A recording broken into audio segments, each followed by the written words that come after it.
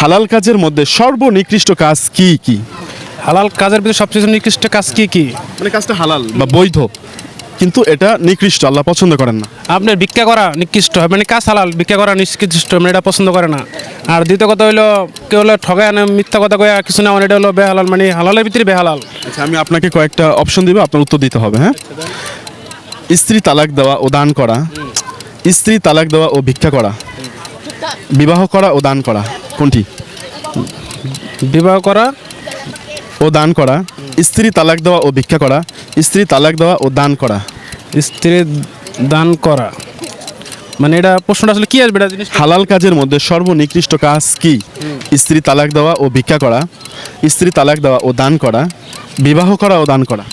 বিবাহ করা, বিবাহ করা। বিবাহ করা তো হালাল কাজই, এটা কেন হবে?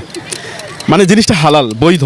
ধরেন নামাজ পড়া বৈধ, বা মানে যে নামাজ না অন্য যে কোনো একটা কাজ করা বৈধ, কিন্তু আল্লাহ এটা পছন্দ করেন না। এই বিবাহ করা যদি স্ত্রীরা ভিক্ষা করে না, এটা পছন্দ। স্ত্রীকে তালাক দেওয়া, এটা পরে এটা তালাক দেওয়া জায়েজ আছে, কিন্তু আল্লাহ এটাকে পছন্দ করে না।